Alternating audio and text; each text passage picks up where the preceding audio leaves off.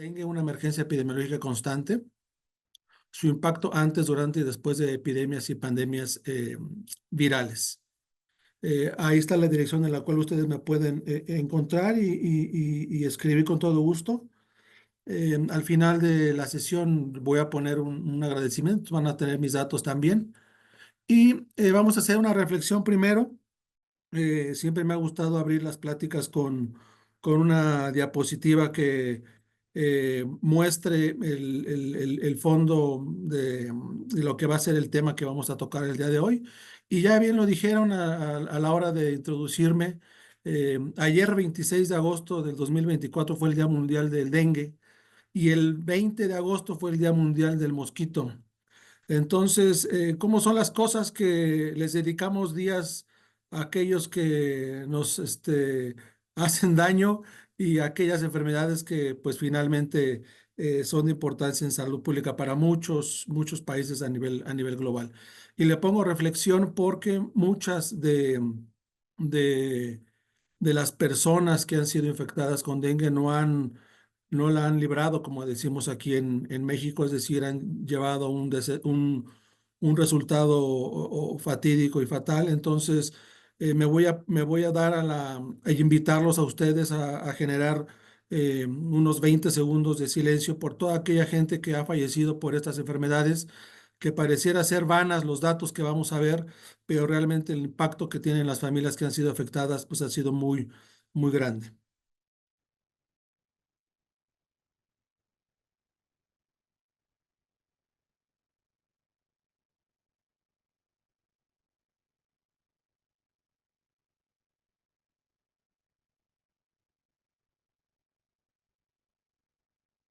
Bueno, pues pasada el tiempo y ya dándole atención a la presente webinar, pues de manera de contexto, un contexto general, sabemos que las enfermedades han existido y coexistido con nosotros durante toda nuestra existencia, pero derivado de la presencia de algunas enfermedades que han sido nuevas en un territorio, pues han sido clasificadas como enfermedades emergentes o enfermedades reemergentes. En su momento, una enfermedad emergente fue conocida como SARS, COVID-19, en el 2019, a finales del 2019, 2020 para el resto del mundo. Pero también tenemos como ejemplo aquellas arbovirosis que durante la última década, a mediados de la última década, pues, tuvieron aparición en muchas de las zonas de las Américas y a nivel global. Estamos hablando de fiebre por chikungunya y fiebre causada por el virus Zika. Ahora, al día de hoy, el 2024, pues ya enfermedades más que conocidas, más que atendidas y más que estudiadas, pero aún así con muchas áreas de oportunidad que todavía tenemos que tener en cuenta como sistemas de vigilancia epidemiológica a nivel mundial. Lógicamente, como enfermedades reemergentes, pues van a ser aquellas enfermedades que han sido clasificadas, que ya habían sido controladas, pero que se reactivaron nuevamente en un territorio ya conocido. Por ejemplo, eh, Mayaro, fiebre amarilla, fiebre de virus oropucho. Muchos de ustedes están en Perú, pues conocen muy bien lo de esta última enfermedad que es virus oropucho. Nosotros aquí en México aún no tenemos casos autóctonos, pero estamos en vías de canalizar la vigilancia epidemiológica para detectar los primeros casos. Y entonces las enfermedades emergentes pues han sido parte, ¿no? De la parte evolutiva del ser humano. Es un proceso histórico que ha formado parte de nuestra evolución. Y durante los últimos, yo diría que más de 20 años, no los últimos 20, sino pues ya de los últimos 25 años, tal vez una cuarta parte de un siglo, pues la mayoría de las enfermedades infecciosas nuevas han sido virales. Y lógicamente esto ha tenido una repercusión, pero también tiene una explicación, ¿no? Y todo esto ha sido debido a su gran capacidad de adaptación y a su próspera y rápida evolución, que constituyen pues realmente para los sistemas de salud un reto que ha sido constante y continuo para todos los sistemas de salud. Entonces, para las enfermedades emergentes y reemergentes, todos los cambios de los cuales se han visto rodeados, por ejemplo, la evolución humana, pues se comienzan a conjugarse, ¿no? O sea, todos estos cambios eh, eh, eh, que el hombre durante la historia ha venido acarreándolos, pues se vienen a conjugar, y estoy hablando de alguna variación genética, cambios en la ecología promovidos por el propio humano, el movimiento poblacional, el que hoy estemos en Perú y que mañana estemos en México, y de México mañana, pasado mañana estemos en África. Entonces, todo esto ha sido una variable que ha favorecido la existencia de las enfermedades emergentes. Y entonces, siempre desde los niveles de laboratorios nacionales a nivel regional y a nivel global, pues siempre hemos puesto en la mira que para atender estas enfermedades emergentes o reemergentes, pues debemos de contar con la infraestructura necesaria para darle atención, y más allá de la atención, lo que sí quiero poner en contexto con ustedes y que se lleven esto de tarea desde el campo en el cual ustedes se desarrollan, que más allá de contar con la infraestructura y de nuevas metodologías, debemos de contar sí con esas metodologías, pero con metodologías confiables y oportunas. Porque lo primero, si no son confiables, pues vamos a dejar mucho de qué, vamos a dar mucho de qué hablar, de la confiabilidad de un resultado positivo o de un resultado negativo. Y oportunas, pues la oportunidad de un resultado es la oportunidad de las acciones en este sentido, estamos hablando de una enfermedad transmitida por vector, pues toda información que se genere desde el laboratorio con el uso de metodologías confiables y oportunas, pues van a dar como resultado la pronta atención del control del vector de cada uno de los programas de vectores a nivel mundial. Y bueno, este es un general de las familias de virus que más nos llama la atención en este momento, y podemos ubicar principalmente a tres, aunque tenemos a cuatro, ¿no? Que son familias que provienen o que son llamadas arbovirus porque vienen de virus nacidos por artrópodos o transmitidos por artrópodos hematófagos, y ya sean mosquitos, ya sean garrapatas o inclusive moscas. Y estamos hablando de cuatro grandes familias. La primera familia, Togavirus; la segunda familia, Togaviridae; la tercera, Bunyan virus; y la tercera, Reoviridae. La primera, la Togavirus, ahí nos encontramos con ya algunos virus de importancia en salud pública, y están en rojo, como lo ven ustedes ahí. Y ahí en rojo también debería de estar encefalitis del oeste, porque nos ha causado muchos estragos durante el último año la parte sur del continente. Y en la parte de flavivirus, que es el contexto del cual nosotros vamos a platicar en este webinar, en esta sesión, pues está dengue. Y dengue viene acompañado pues de otros primos hermanos, que es fiebre amarilla, virus del oeste del Nilo Occidental, encefalitis de San Luis, lógicamente también de Zika, y pues por ahí algunos hepativirus de poca importancia en salud pública, pero que no dejan de ser importantes para el monitoreo.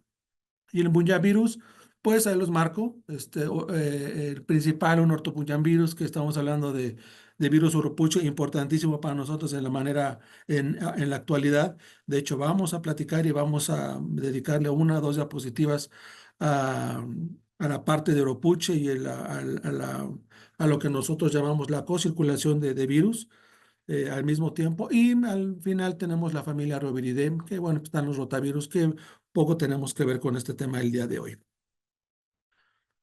Bueno, de su lado izquierdo verán, es un gráfico muy general, pero que al final de cuentas pues nos da una imagen y una idea de lo que hemos vivido durante la historia de las epidemias y de las pandemias. Pero más allá de esta, y si ustedes observan esta imagen, pues por ahí no se observa y no se identifica dengue, ¿no? Entonces la pregunta por ahí es, y dónde se posiciona el dengue, ¿no? En la historia de las epidemias y de las pandemias, ya sea en este siglo o en los siglos pasados, ¿no? Que es algo muy, muy interesante a tomar en cuenta. Y ya hay muchas referencias, muchísimas referencias. De hecho, inclusive hay ahí algunos datos muy, muy antiguos donde se refiere de alguna una enfermedad febril muy parecida a dengue.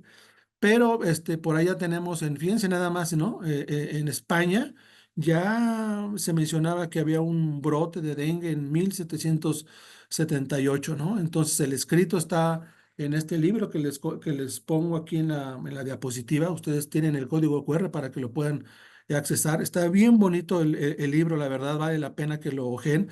De hecho, está digitalizado y habla de todas las pandemias y epidemias que se han registrado en la antigüedad, y en una de esas, pues habla de dengue, y una de las páginas dedicadas a dengue habla principalmente de la presencia de dengue en algunas regiones de las Américas, pero de llamar la atención que en 1778 se registró un brote muy parecido a dengue, lo que hoy conocemos como dengue. Entonces, pues dengue ha estado con nosotros toda la vida, ¿no? Y dengue es hablar de mosquitos. Y entonces, si el mosquito ha estado con nosotros durante nuestra evolución, pues muy probablemente el dengue haya estado muchos años atrás, pero ha sido registrado por el humano, de manera muy, muy concisa, en estos años que yo les comento, los 1700, aunque ya ha habido, como les comento, registros por ahí de los 1500 en la era precolombina, ya con algunos datos ya asociados a brotes por dengue. Y entonces el impacto que ha tenido dengue durante la historia pues ha sido muy, muy grande.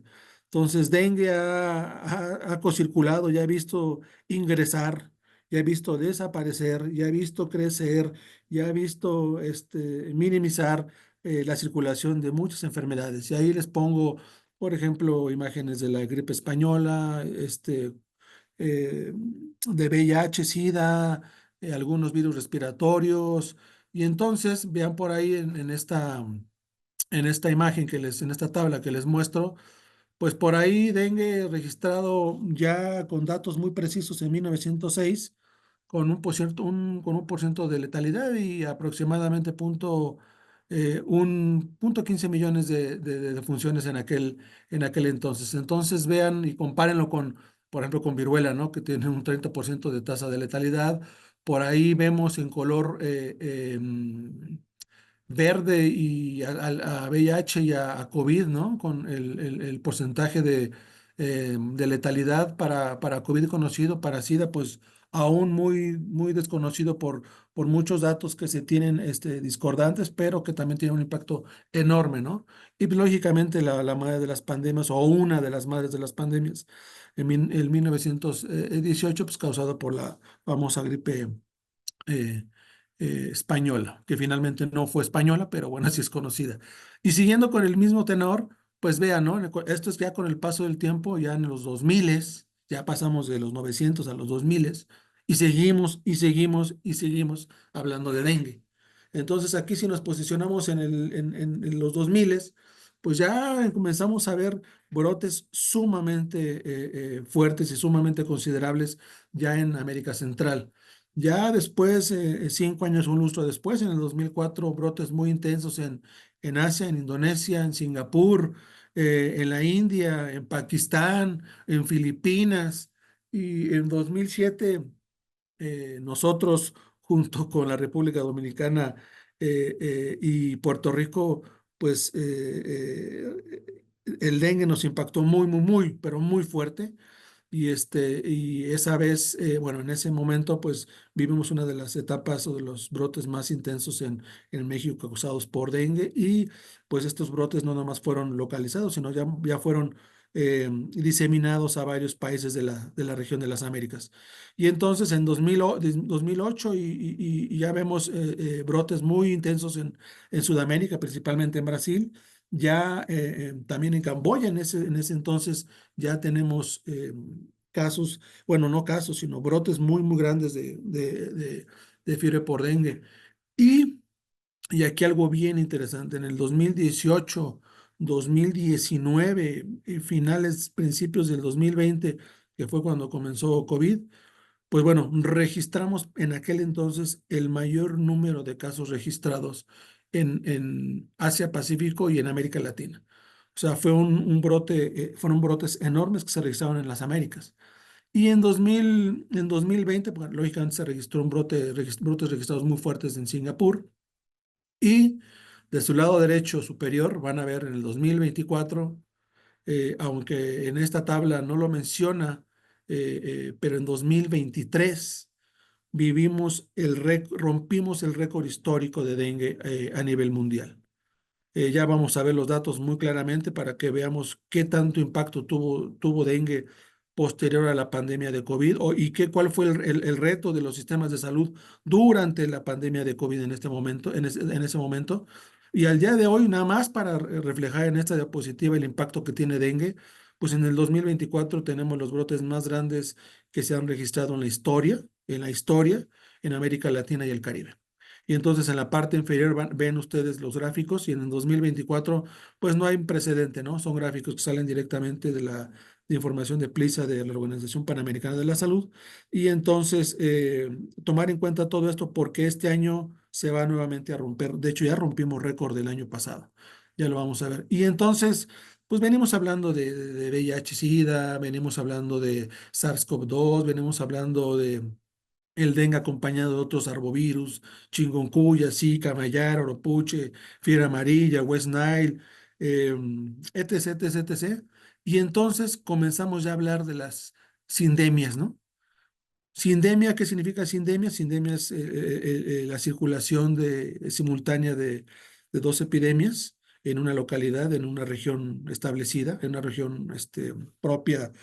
Por ejemplo, pues teníamos nosotros a COVID y teníamos a dengue en muchos de los territorios de las Américas, pero más allá de dengue y COVID, en muchos territorios en América Latina también se sumó brotes de sarampión. Entonces ya no nomás dengue acompañado de otros arbovirus, ¿no? Sino ya dengue acompañado de virus respiratorios y también de otros virus exantemáticos que pensamos, fíjense, ¿no?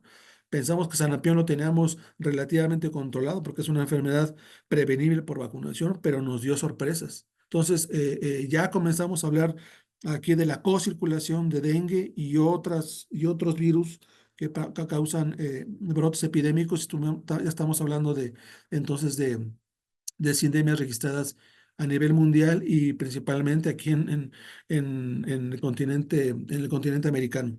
¿Y qué pasa, no? Por ejemplo, aquí esta diapositiva me encanta porque de su lado izquierdo, en la parte de las barras, pues muestran cómo están los casos de dengue, ¿no? Pero vean lo que pasó en 2019, como les comento, es uno de los brotes más grandes que tuvimos a nivel histórico. Y llega el COVID y en 2020 los casos de dengue desaparecen. Y esa es una pregunta que les hago y que se la lleven y estudienla, porque más allá de que me hagan preguntas, yo también hago preguntas, tengo derecho a hacerles preguntas y, y estamos en esta dinámica de responderles, ¿no? De poder coaccionar en un feedback de aquí para allá, de allá para acá. Entonces, vean nada más los casos de dengue, cómo se vinieron para abajo. Entonces, la pregunta es ahí, ¿los casos de dengue se vinieron para abajo? ¿Los sistemas de salud se vieron pues absorbidos por le dar la atención a COVID? Y la respuesta la sabemos, más adelante la vamos a ver. Y de su lado derecho, pues vean pues las gráficas, ¿no? De color naranja están los casos a la semana 52 del 2014 al 2019 y vean qué tanto se ha movido los casos de dengue en el cono sur. En el 2014, 2015 tuvieron un brote muy enorme, bajó en 2017 y a partir del 2018 junto con México, pues Perú, Colombia, Brasil fueron de los principales, y Centroamérica también fueron de los principales países que generaron casos para dengue. Entonces vean allá en el gráfico de abajo cuántos casos se tuvieron o las incidencias por cada 100,000 habitantes. Entonces son enormes, ¿no? Nicaragua tiene el número uno y Brasil, a pesar de que tiene el número de casos más grande en ese entonces, vean la relación que se tiene en la semana 52 del 2019, estábamos cargando alrededor de casi llegar a Brasil a 2,5 millones de casos registrados de dengue, ¿no? Entonces, aunque son muchos, el número de incidencia pues es relativamente grande. Brasil es demasiado, es un continente en el continente americano, ¿no? Y entonces, pues viendo y la cronología del 2019, los brotes de dengue históricamente, la aparición del COVID, pues en 2020, pues la OMS declara que pues, el nuevo brote de coronavirus, pues ya oficialmente es una emergencia pública de importancia internacional. Y ya están, por más de que se los diga, cada uno de nuestros países lo vivió y lo vivió en carne propia. De hecho, inclusive muchos de nuestros familiares se vieron afectados gravemente o si no mortalmente por esta enfermedad.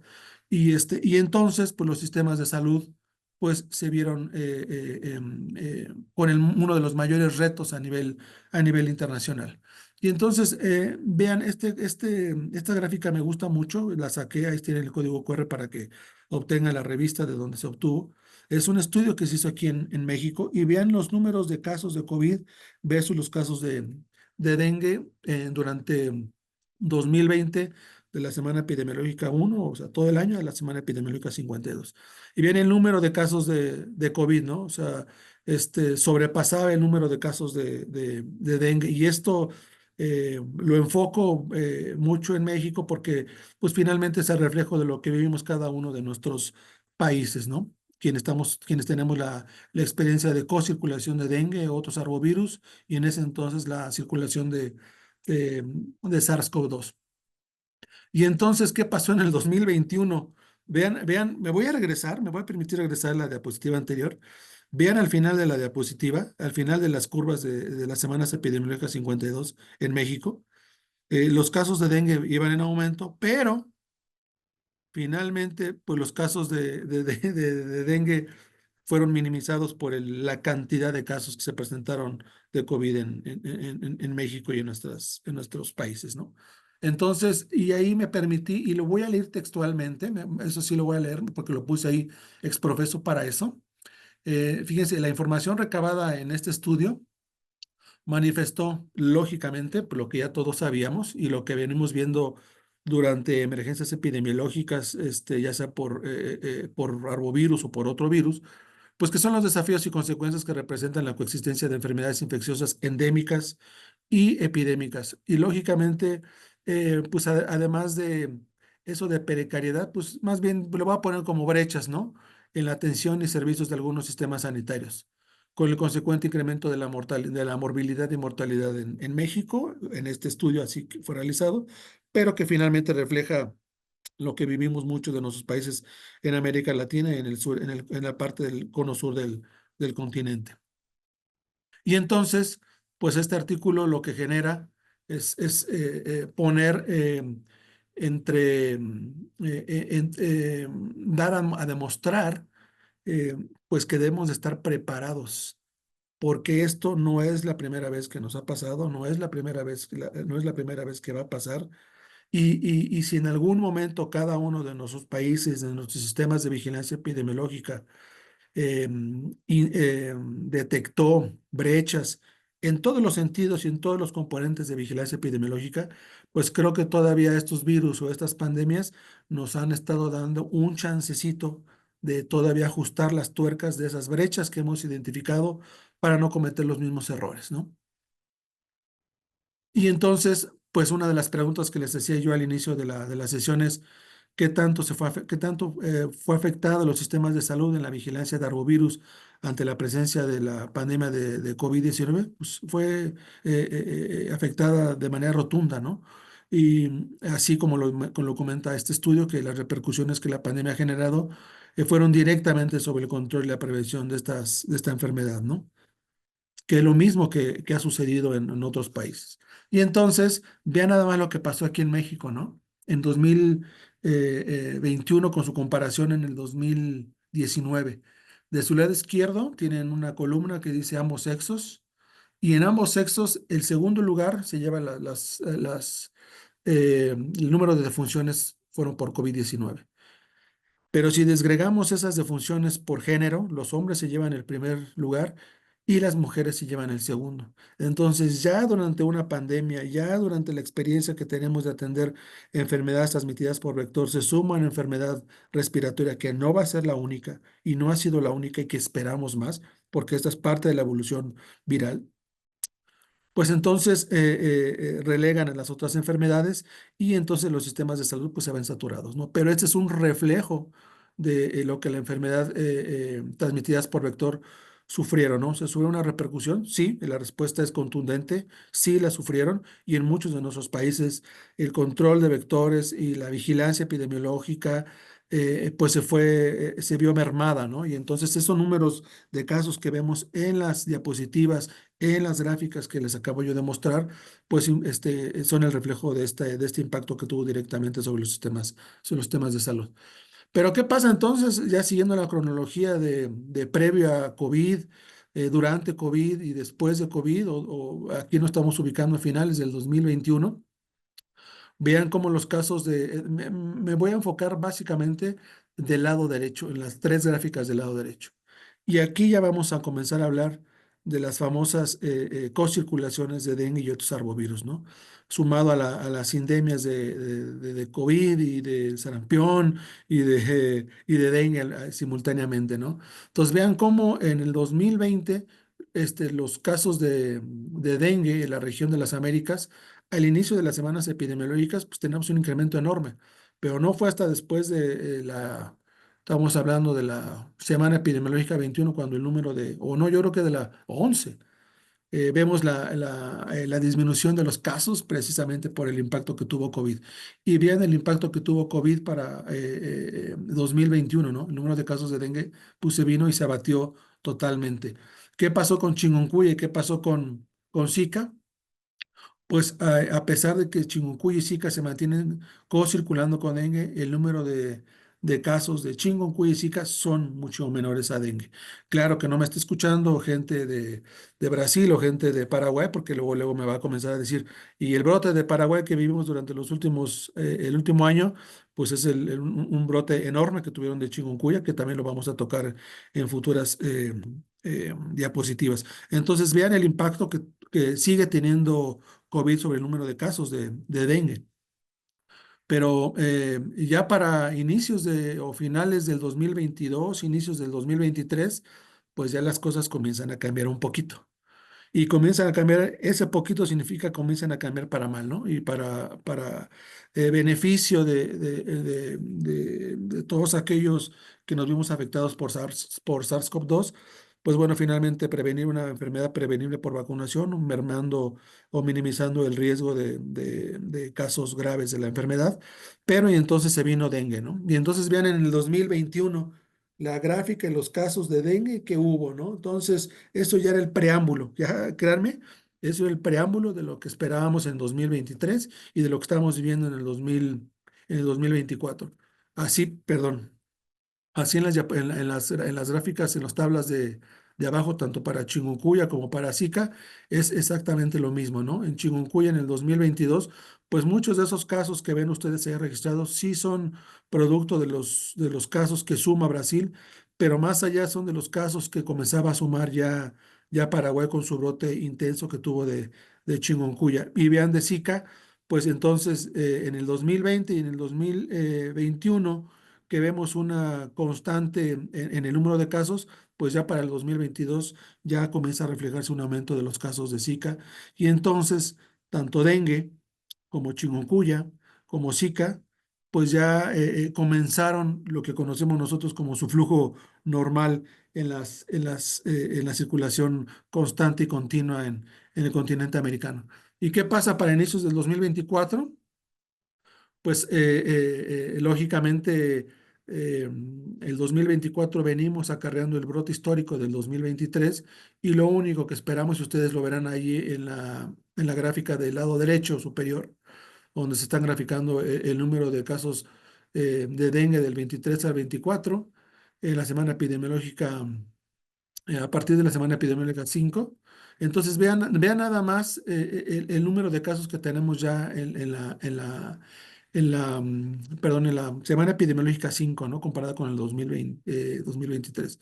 Ya comenzábamos a generar gran cantidad de casos, ¿no? Si comparamos la semana epidemiológica 5 del 24 con el 2023, pues hay un incremento enorme y un comparativo de aumento de casos de dengue como nunca antes.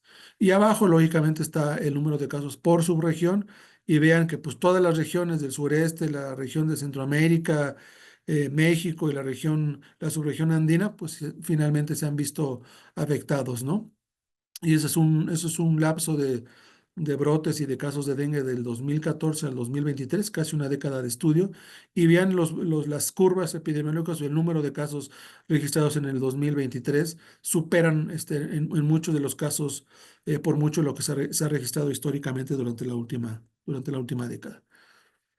¿Y qué pasó? ¿Qué pasa durante este primer trimestre del 2024, ¿no? Y no es para alarmar, porque pues finalmente ya lo vivieron ustedes en Perú, lo estamos viviendo, ya lo vivieron en el Cono Sur, lo estamos viviendo nosotros en la parte de Centroamérica y México. De hecho, para nosotros el acme de las curvas epidemiológicas para México se presentan entre septiembre, finales de septiembre, principios de octubre. Entonces estamos esperando que en México el acme de los casos de dengue sea enorme. Todavía no llegamos, estamos sí sufriendo con los sistemas de salud por el número de casos, pero esperamos también romper lamentablemente el número histórico de casos. Entonces vean de su lado izquierdo la gráfica, pues más que contundente visualmente, ¿no? El número de casos enormes y de su lado derecho, pues ya comenzamos a ver el número de casos por subregión. Vean el Centroamérica, ese es el Istmo Centroamericano y México. En rojo los casos del 2024 superan los casos del 2023 que identificamos en la línea de color azul. Y este es más que continuar con la tendencia de la diapositiva anterior, pero ya de manera disgregada por país. Vean de su lado derecho, tenemos en la primera línea Guatemala, Honduras y México. Todos están por encima de los casos registrados en el 2023. Vean a Colombia, vean a Ecuador, vean a Perú. Vean ustedes, lógicamente, en las primeras semanas epidemiológicas o durante las primeras semanas del año, pues tienen el mayor auge de casos de dengue por obvias razones, ¿no? Vean Argentina en el último gráfico, Argentina, Brasil y Paraguay pues es más que contundente, ¿no? La obviedad. eh, es alarmante el número de casos que tenemos de dengue y más alarmante que tengamos en la mira a virus respiratorios, que si bien es sabido que tenemos ya relativamente controlado por vacunación a SARS-CoV-2, pues tenemos que estar pendientes de otros virus respiratorios que pueden estar causando problemas a nivel regional y a nivel mundial, ¿no? Y entonces, pues la Organización Mundial de la Salud ubica ya los brotes de dengue en un grado 3. ¿Qué significa ubicar a los brotes de dengue en un grado 3? Pues significa que ya los brotes de dengue son enormes y ya están en muchos países registrados, no nada más de un continente, sino de varios continentes. Y lo vamos a ver qué tanto se ha dispersado el dengue a nivel mundial. Y entonces, pues nada más para comentarles, ¿no? Les decía que habíamos roto récord de números. Entonces, en el 2023 se registraron 4.1 millones de nuevos casos de dengue a nivel global, cuando en el 2023 eh, se registraron en el 2019, perdón, cuando se registró el mayor número de casos previos a este brote del 2023-2024. En el 2019 se registraron 3.1 millones, es decir, en el lapso de cinco años se registraron 1 millón de casos más de dengue. Y al día de hoy, a mitad del año del 2024, rompimos ese límite de 4.1 millones de nuevos casos de dengue este año. Y todavía falta lo que se genere de lo que resta de septiembre, de octubre, de noviembre y diciembre de aquellos países que tenemos el acme de curvas epidemiológicas de dengue a finales del año. Y esto pues es sinónimo de alerta, ¿no? Porque ubíquense ustedes donde estén, en Perú, o en algún país donde se encuentren, y mientras más oscuros estén, pues más número de casos de dengue estarán registrados en su país. Y vean ese color en América, enorme coloreado de color azul oscuro. El número de casos y el número de muertes, pues es exactamente igual. El número de casos está relacionado con el número de muertes. Lamentablemente, y muchos de mis, permítamelo así decir, de mis senseis en la vigilancia de dengue, eh, comentan que las muertes de dengue no deben de existir siempre y cuando los sistemas de atención sean oportunos y confiables, ¿no? Entonces, pero lamentablemente el número de casos es tan grande que, bueno, pues el número de casos eh, también se ve reflejado en el número de defunciones. Y algo bien importante, vean aquí, y esto es una gráfica que saqué ahí de 2017, y en rojo tienen tres círculos. Observen bien esos círculos. En rojo, pues aparece la presencia de regiones donde está co-circulando los tres arbovirus, Zika, chikungunya y dengue. En algunos en América estará circulando chikungunya y Zika, en algunos nada más dengue. Y en los otros continentes, vean, por ejemplo, en Europa, ¿no? Circulación en Italia, circulación en Francia. En Asia tenemos algunos países que están sin colorear. En el centro de África también algunos países sin colorear. Pero ¿qué pasa unos años después? Es decir, 7 años después, esos países que no habían registrado casos de dengue, ahorita ya tienen casos de dengue. Se suma Portugal, se suma España, se suman otros países de África Central, otros países de Asia, y entonces en América, pues ya tenemos más países registrados en color azul. El color azul significa, en esta diapositiva al menos, la transmisión de los tres virus, chikungunya, Zika y dengue. Y únicamente en verde en América, verán dos países con la transmisión dos de los tres virus, pero que inminentemente en algún momento pues van a identificar el virus que les hace, que, permítanme la expresión, que les hace falta contar en los sistemas de salud. Y que no quisiéramos contarlos, lógicamente está. Pero el dengue y algo bien importante, el análisis de riesgos que debemos estar generando, el análisis de riesgos que debemos estar checando y visualizando. El dengue nada más no es dengue. El dengue viene más allá el dengue, el serotipo, los linajes, los genotipos. Y por ejemplo, Perú y mis colegas allí en los laboratorios nacionales de referencia fueron de los primeros en registrar la circulación desde 1991 del genotipo cosmopolita, cuando en 1991 el último caso registrado en las Américas fue en Veracruz, México. Entonces, vean cuántos años ya pasaron de que este genotipo no ha circulado en las Américas.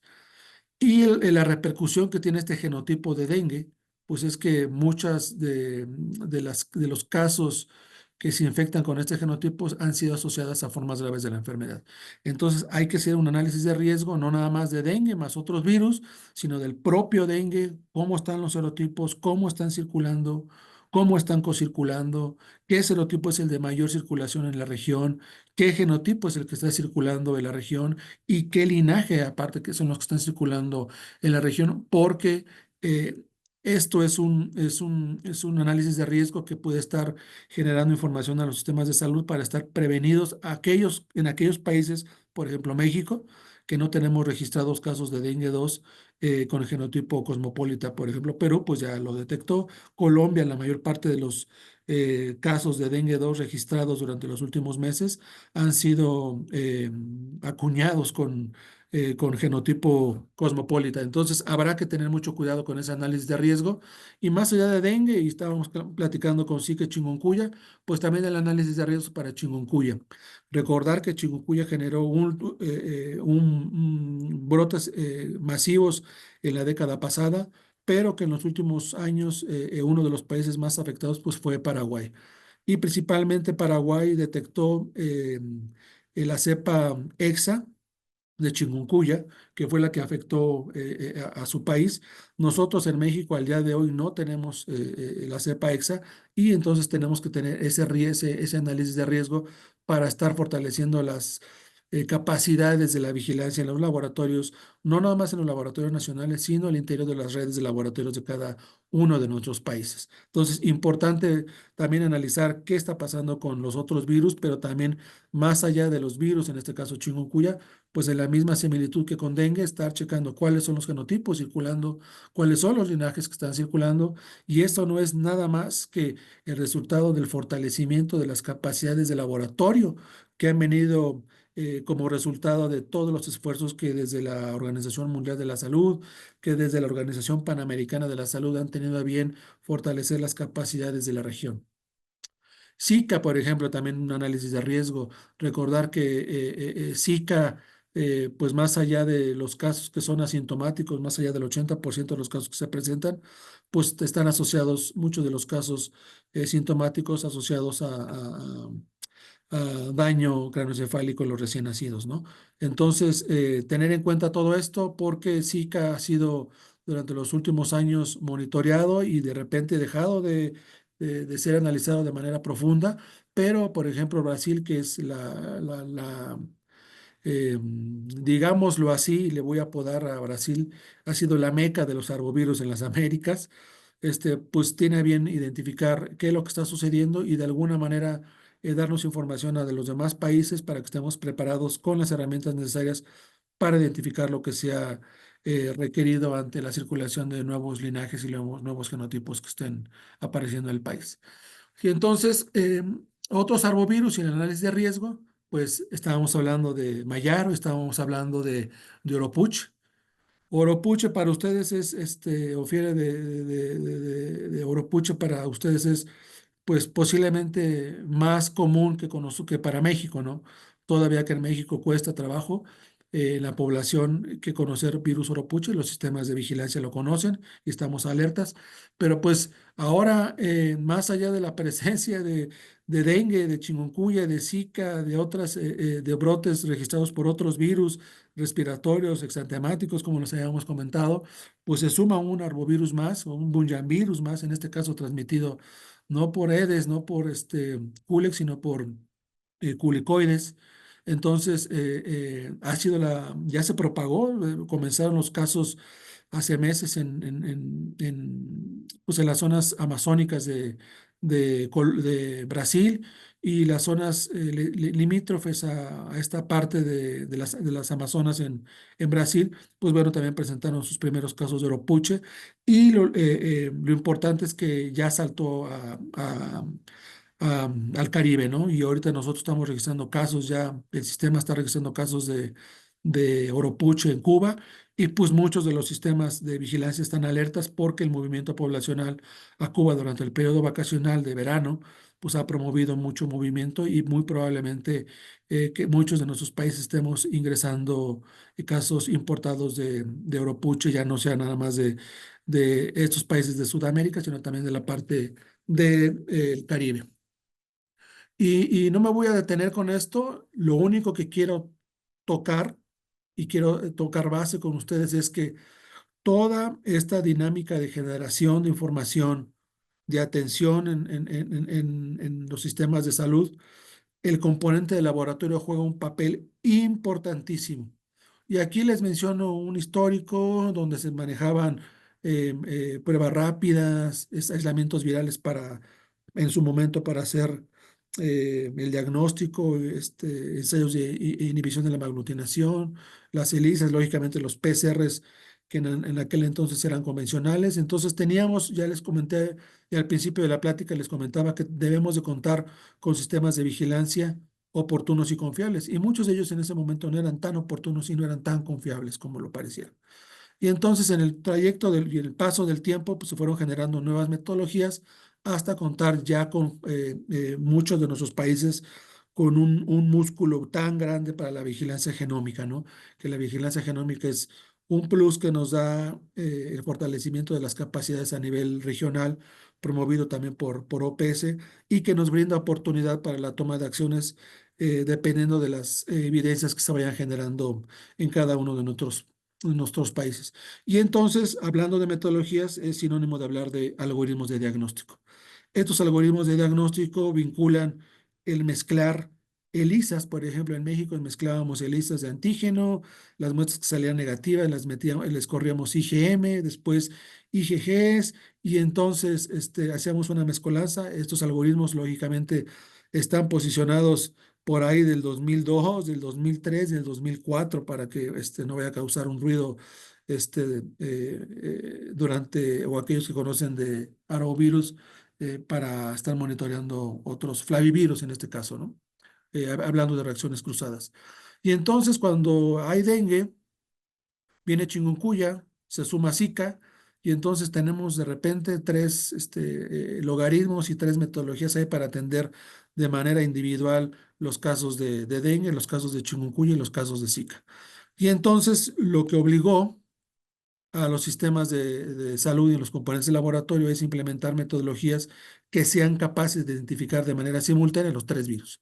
Y muchos de nosotros conocemos como el PCR triplex, que identifica, yo siempre he dicho que no identifica tres virus, identifica 6 virus, porque es capaz de identificar los 4 serotipos de dengue, aunque no los detecta, aunque no te los identifica, pero los detecta los 4, más chikungunya, más Zika, ¿no? Pero genéricamente, generalmente lo conocemos como un PCR triplex que de manera simultánea en una sola muestra me permite identificar la circulación de estos 3 virus.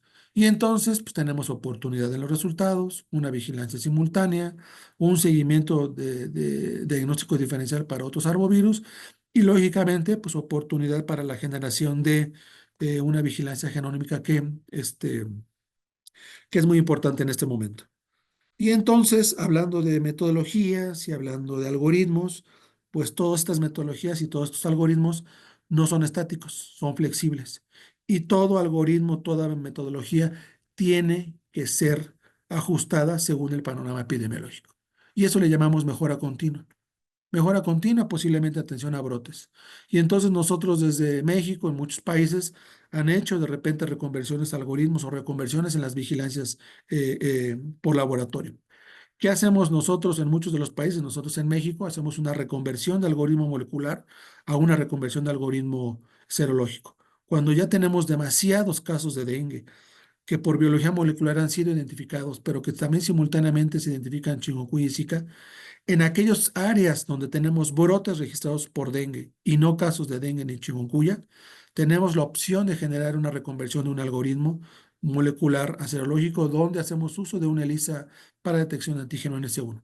En el momento que se detecten chikungunya y Zika en esa región, regresamos automáticamente a la reconversión del algoritmo A, que ven del lado izquierdo, que es finalmente trabajar con la biología molecular multiplexiada.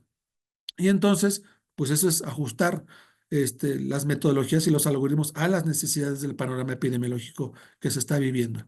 Y entonces, las metodologías se convierten, los algoritmos se convierten en una gama de una maraña de líneas y de los negativos les hago esto, a los positivos los paso para acá.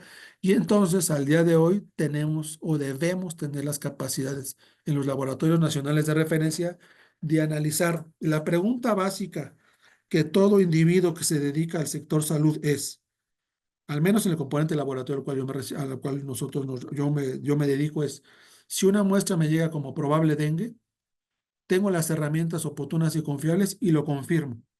Pero si no lo confirmo para dengue, mi obligación desde una estructura, de una visión estratégica, es responderle a la población afectada de qué se está enfermando. Esa es una pregunta que alguno de mis jefes hace más de 15 años me dijo. ¿Estás, Mauricio, para informarme que es dengue, pero también al mismo tiempo estás para informarme que lo que no es dengue, qué es? Entonces tenemos esa responsabilidad tan grande de informar a la población afectada de qué se está enfermando. Y entonces tenemos una gama de metodologías que también son flexibles. Nosotros le llamamos una metodología que aplica no nada más para humanos, que aplica para mosquitos, que es la vigilancia entomovirológica. La vigilancia entomovirológica tiene la gracia, el beneficio de identificar varios virus, pero ya no en el humano, sino en el mosquito. Y entonces, ¿qué estamos promoviendo con esta metodología? Pues estamos promoviendo acciones oportunas, acciones proactivas. De hecho, el carácter de una vigilancia entomovirológica de la detección de virus en mosquitos es proveer información a los programas de control de vectores para que ese virus que se encuentra en ese mosquito que se identificó no llegue al humano y no se propague, o si se propaga, llegue a minimizarse en el número de casos y por ende en el número de formas graves, por ende en el número de hospitalizados y por ende en el número de fallecidos. Estamos hablando en una vigilancia proactiva que me va a ayudar a minimizar la carga de la enfermedad.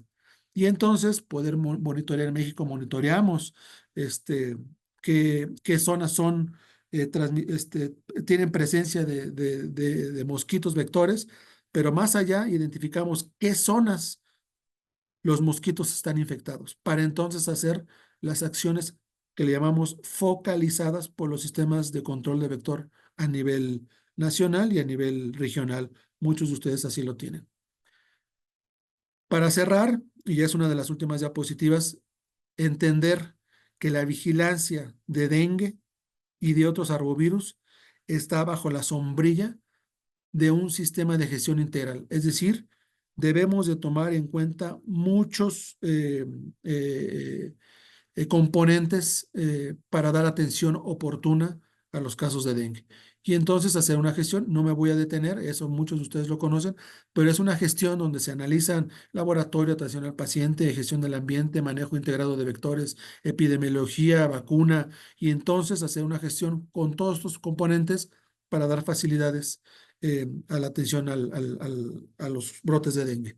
Y esto es un ejemplo de contar, el otro objetivo es a nivel mundial contar con metodologías normalizadas, es decir, una metodología que ha sido verificada, que pasó por los sistemas de gestión de calidad en Brasil, es la misma metodología que pasó por los sistemas de gestión integral en México, en Perú, en Colombia, en Venezuela, en Cuba.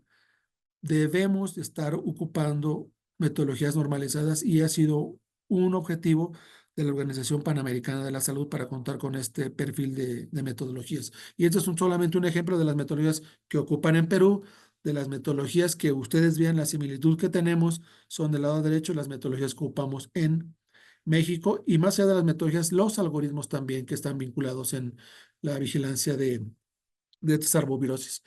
Y esta me gustó muchísimo, de hecho esta la obtuve de la red, no venía el origen de la misma, pero sé que es de Perú, sé que es de Perú, por eso la quise ingresar. Y entonces, ¿cuáles son los determinantes que hay que tomar en cuenta? Pues todos estos que están aquí. Para contrarrestar el dengue es una corresponsabilidad no nada más de los sistemas de salud, sino también de la población. Y a la población también se le tiene que educar y en esa parte de educación tiene mucho que ver la parte de promoción a la salud. Y el cambio climático, finalmente, el cambio climático ha sido un factor importantísimo para la propagación de los casos de dengue durante los últimos años. Quien me diga que el cambio climático no existe y que el cambio climático no ha favorecido la diseminación de este tipo de enfermedades, pues está en un error porque tenemos evidencia científica comprobada. Y vean, pues finalmente los eventos del niño y la niña pues han favorecido la diseminación de los casos de dengue y chikungunya, no nada más en México, sino en toda la región. Y en América Latina pues se vive un año récord de calor en la región, ¿no? Y entonces ya para terminar, esta es la última diapositiva, tenemos en dengue un aumento histórico. Y de su lado derecho les pongo en letritas pequeñas, es responsabilidad de todos. No nada más de los sistemas de salud, sino es responsabilidad de los sistemas de salud, pero también de la población, como les comentaba, contrarrestar este problema tan grande que tenemos de dengue. Y lógicamente, yo soy un portavoz más de lo que muchos de mis colegas a nivel nacional y en la región y en América, en la Red Nacional de Laboratorios que tenemos interna en México, pues soy un simple portavoz de lo que hacemos y esto es el reflejo del trabajo en equipo. Yo los invito a que hagan trabajo en equipo porque solamente con el trabajo en equipo tenemos información oportuna, información clara para la toma de decisiones. Esta es parte de mi equipo. y de los cuales estamos orgullosos de dedicarnos a ser servidores públicos en atención a la población afectada por enfermedades virales, sí, pero específicamente por enfermedades transmitidas por vector. Esto es una imagen de su servidor. El día de hoy me la tomé en un sol, en un cielo semi nublado. Al fondo ven el área de edificio de laboratorios del INDRE y que es su casa. Ojalá tenga la oportunidad de conocerla. Y por lo pronto, siendo las 6:03 de la tarde aquí en México, les doy las gracias por la atención y espero haber cumplido con las expectativas. Muchísimas gracias a todos.